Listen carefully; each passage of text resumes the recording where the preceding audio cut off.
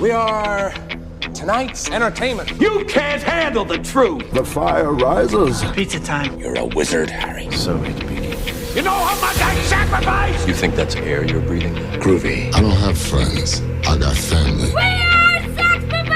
1, 2, 3,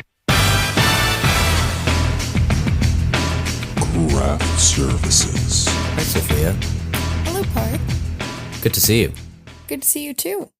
But seeing you has just made me wonder, what you've been doing most recently, but I guess in terms of these actions that you've been doing most recently, I guess what you've been eating most recently.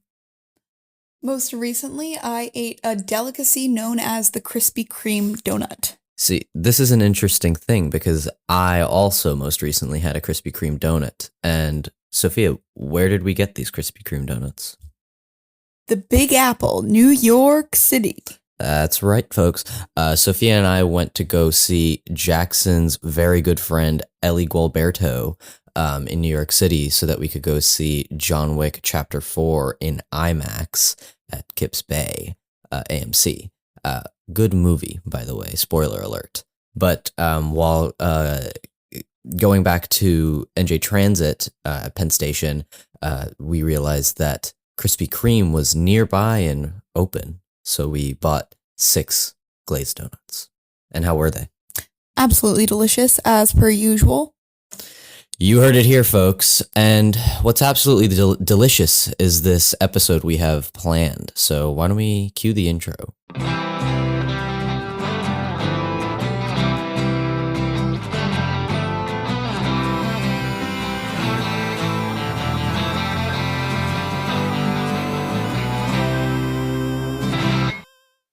Welcome back to Craft Services, where we talk about the movies. Each week we talk about a film and hopefully have a crew member of that film to talk with us about their experience working on the picture.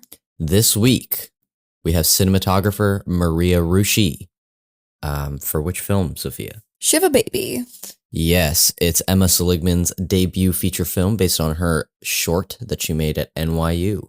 And this movie is really good. I saw it maybe like 2-3 weeks ago for the first time and decided that I needed to get in contact with some people that worked on it. That's the benefit of running a podcast, guys.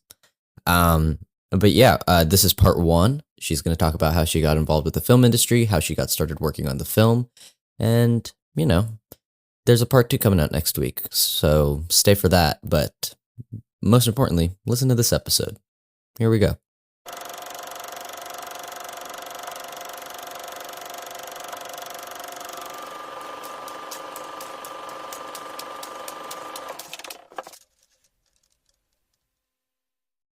Hello, everybody, and welcome to our interview with Maria Rusche. She was the cinematographer for our film this week, Emma Seligman's Shiva Baby, as well as Seligman's newest film, Bottoms. Thank you so much for being with us today.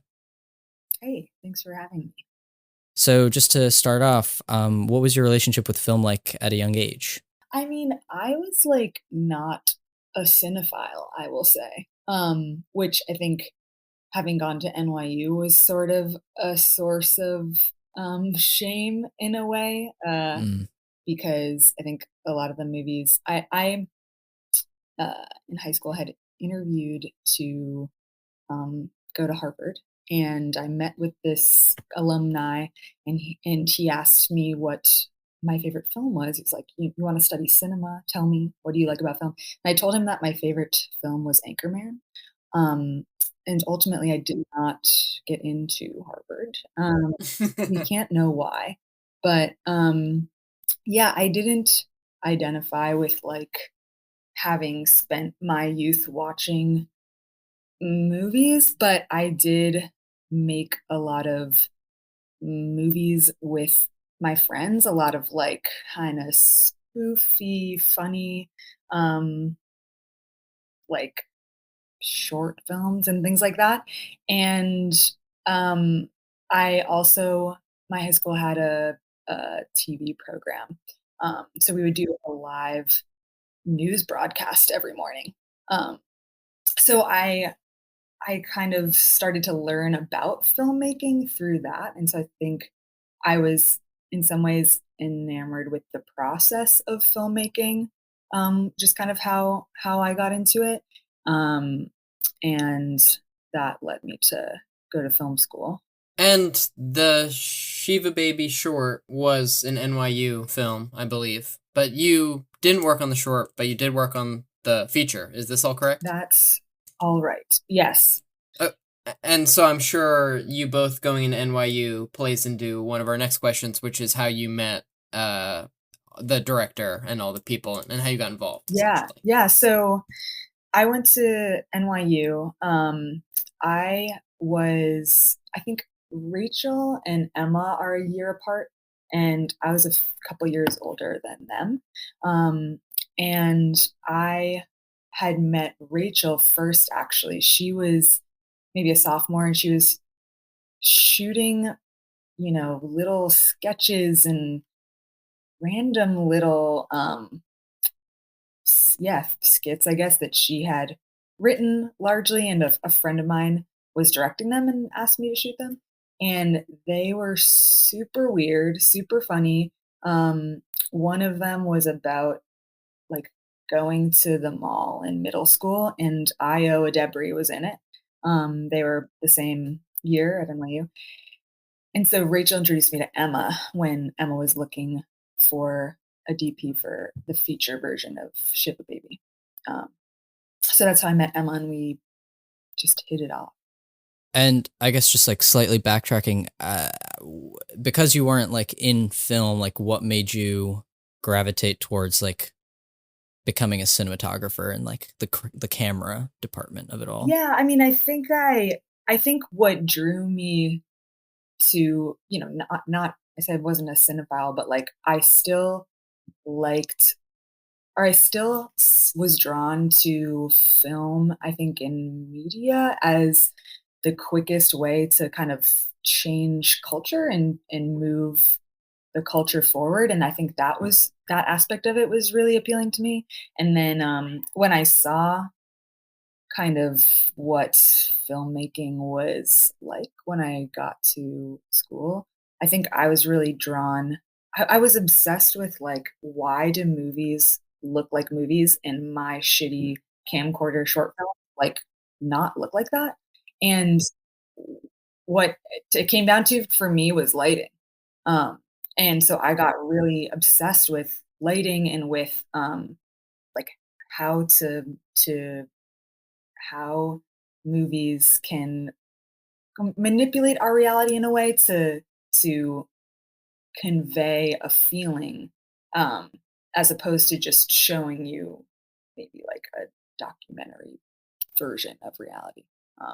So yeah, that was something I was really drawn to, like how filmmaking, like how films kind of can perfectly have a plant and a payoff, and everything that's in a film is there on purpose and has some sort of meaning. Like that doesn't exist in real life. So I think that I was really drawn to that. And to me, cinematography is the like you're really creating every frame, and when you and the director are saying, okay, like we want it to look like this, we want it to have this sort of mood that feels sinister, and maybe there's a character in silhouette.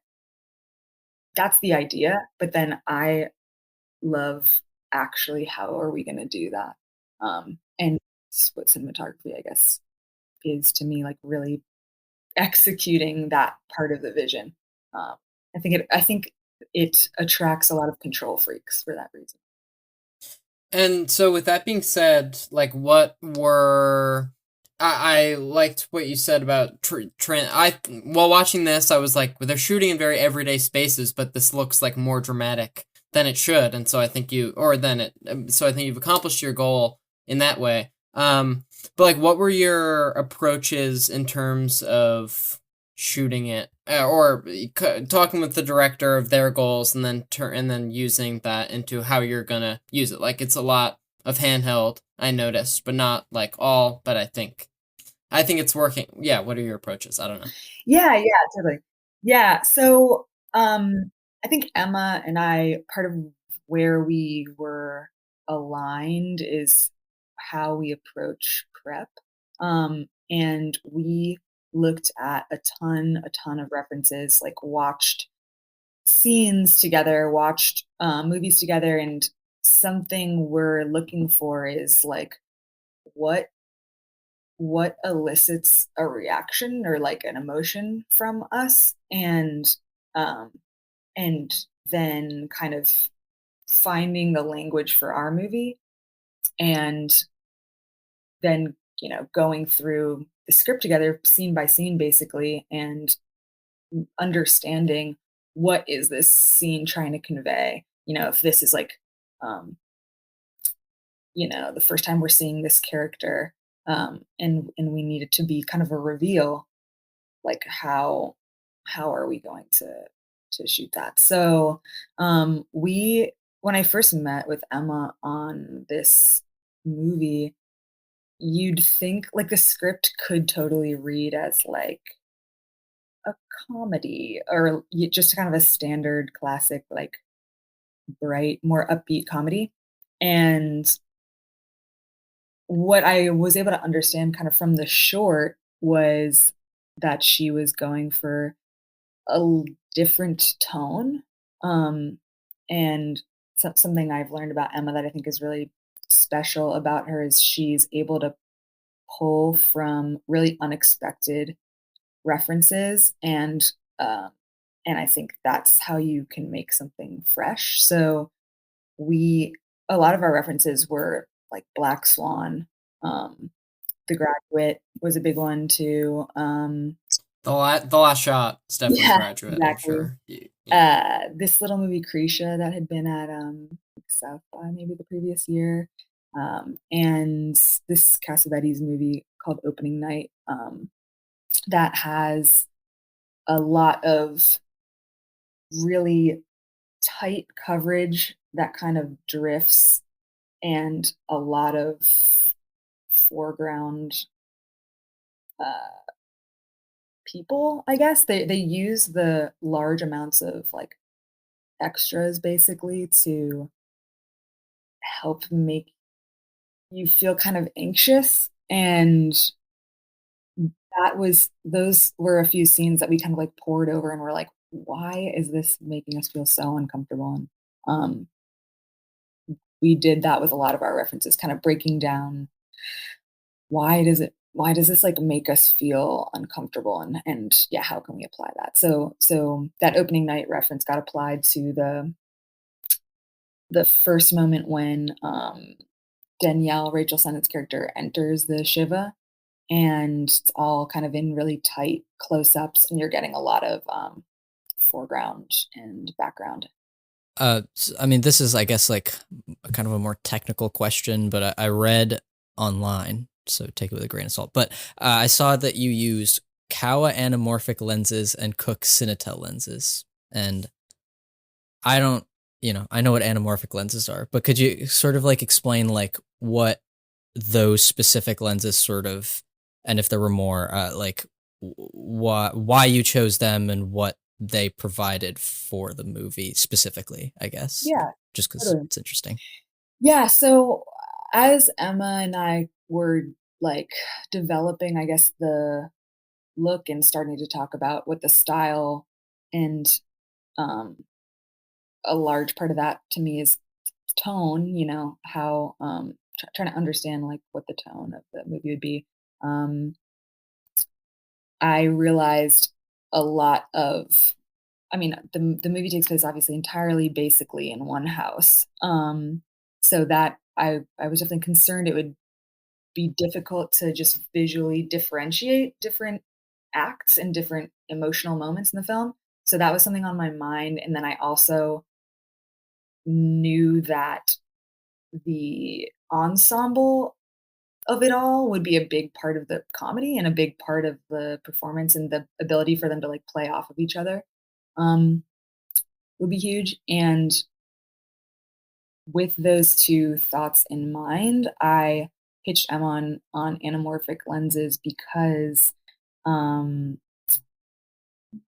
because as you know, an anamorphic lens has a wider field of view than a typical spherical lens. So what that means for us is if we're going to use, say we were shooting on spherical lenses, we were going to use like we were trying to get a wide shot of our group of 3 people, for example, Danielle and her parents together.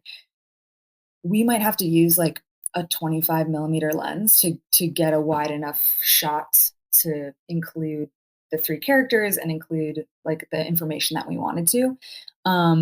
And using a wider lens based on the style and the references we had talked about would feel, I think, a little bit too comedic. Like it would feel like the filmmakers were kind of like in on the joke, whereas a lot of what we talked about was taking Danielle's experience really seriously. Like the cinematography is reflecting like fact that she thinks that the world is falling apart, even though we're kind of cringing and laughing at her.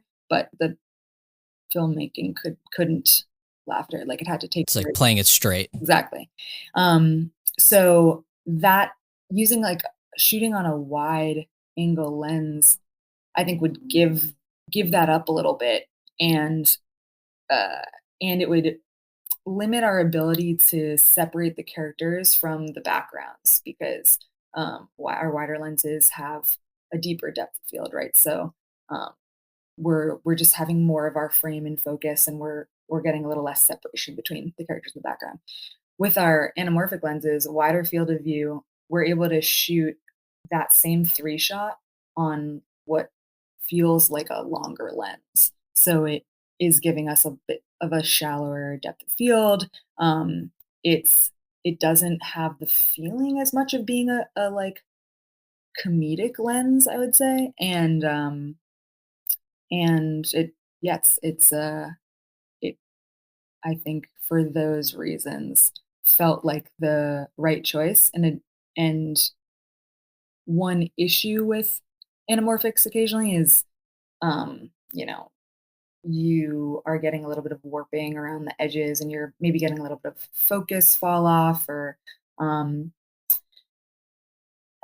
aberrations around the edges where you're maybe not able to like see a character's face in focus, right? If you're putting them on the edge of the lens. So we did a bit of testing and found that the Kawas were a great balance for us of like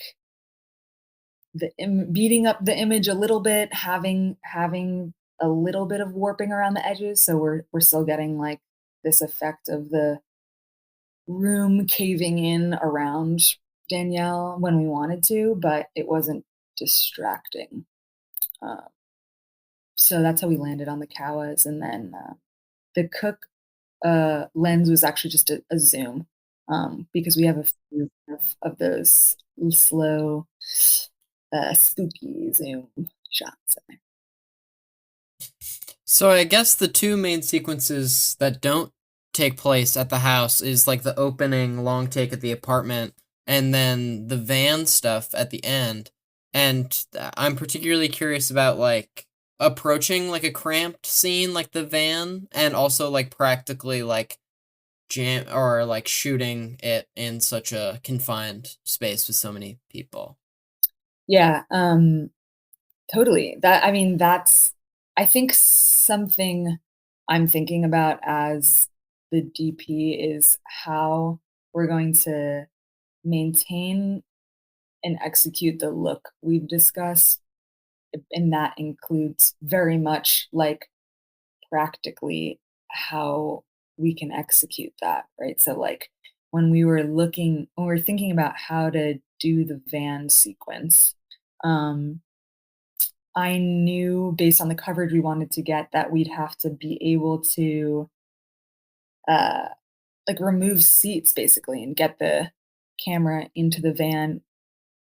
And I have a good friend who's also a cinematographer who had this kind of crazy van, a Chevy Astro, that he would use to like move equipment around. And so I knew that you could take the rows of seats out, and it was such a perfect, like, I hope he never hears this, like, kooky looking van. They're so boxy and felt so perfect for A family vehicle. family people. Yeah. And, um, and so that was really crucial, and that was, I like to do a lot of photo boarding, which is kind of like storyboarding, but where, I'm taking frames, on a viewfinder on my phone, and I'm taking photos of each of the frames and, uh, putting those together, usually on my iPad, of kind of the basically a storyboard of the edit sort of with each of these frames. That way we can see kind of exactly where we need to get the camera. It's like such an incredible help for coordinating with other departments. The first AD can really see exactly what what the frame is going to be, um, and yeah, so we photo boarded that scene, um, and that's how we did it. Yeah. Yeah, I wanted to ask like about like your planning process in terms of like shot listing and story, I mean, I guess photo boarding. Just because this, I feel like this movie has like a very particular like precise impreciseness, I guess if I had to put it. And like I don't know if that was like intentionally like you shot listed it a certain way or if you sort of let yourself run free, but it was a 16-day shoot, so I don't know, so like if you could talk about how you sort of day-to-day planned what you were going to shoot. Totally. Yeah, I mean, like I mentioned, Emma and I think are both bonded a little bit over being kind of freaks for prep. I think a lot of people say this, but I really believe the movie's made in prep because you're making you have the room to make the best creative decision when you're kind of conceiving of it just Emma and me in a room, and really able to think through like, okay, if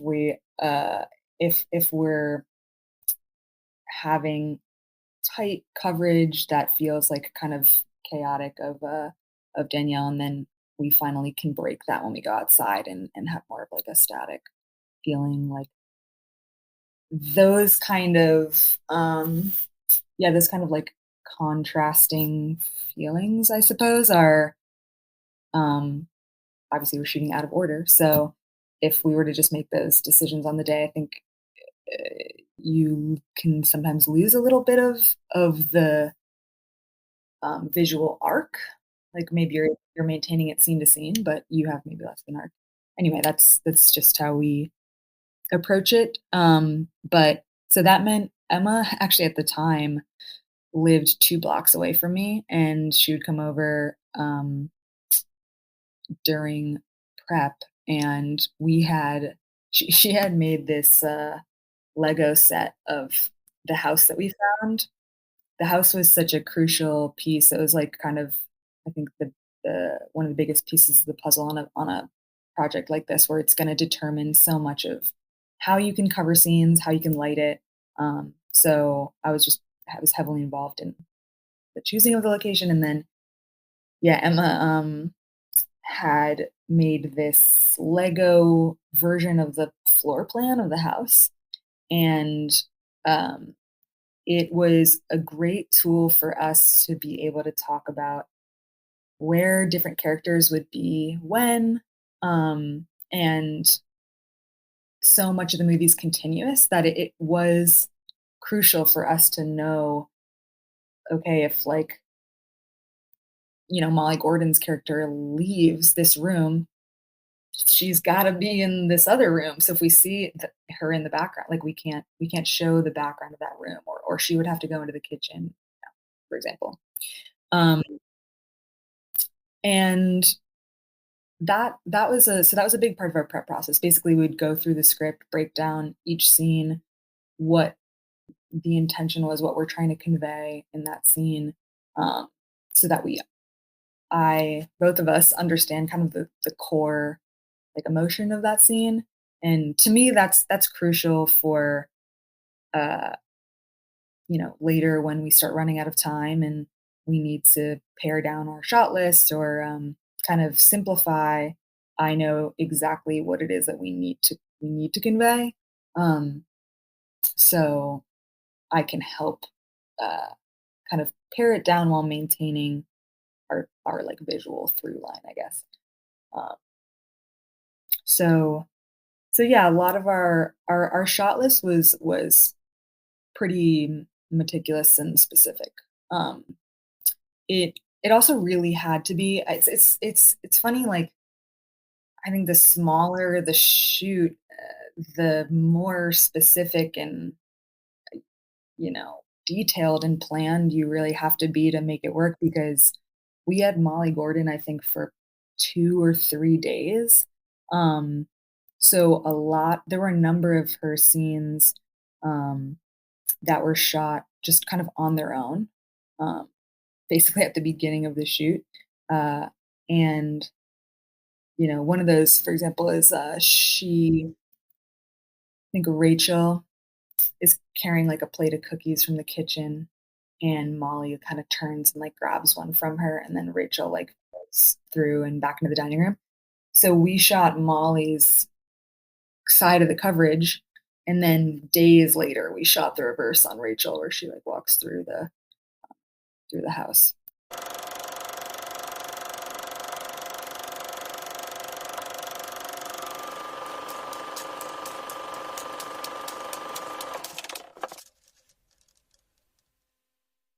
What an interview. Really incredible stuff. Incredible stuff. Interesting choice of words. Yes, really good interview. Thank you so much to Maria Rusche, cinematographer of Shiva Baby. They also have a new movie coming out. Emma Seligman and Maria Rusche. They have Bottoms, I think is the movie's title, which just premiered at South by, and will have a wide release, I think, in the summer. But yeah, thank you so much to Maria Rusche. This was part 1. Next week, you can listen to part 2. She goes a little bit more in depth, talks a little bit about what she's working on in the future, and as always, the big kahuna final question. It's in next week's episode. So thank you so much to Maria Rusche. And Sophia, this Maria Rusche talk has just got me wondering, the listeners are listening to this episode on a platform. Yeah. And Craft Services, is it on multiple platforms? It's on pretty much any platform one could search to get their podcasts. Yes, we're on Apple Podcasts, Spotify, Pandora, Stitcher, wherever you get your podcasts, we are there. We also have a Instagram and Twitter for as long as Twitter lasts. And yeah, that's it, guys. Thanks so much. And come back next week for part 2. Trent couldn't make it because he was a sweepy baby.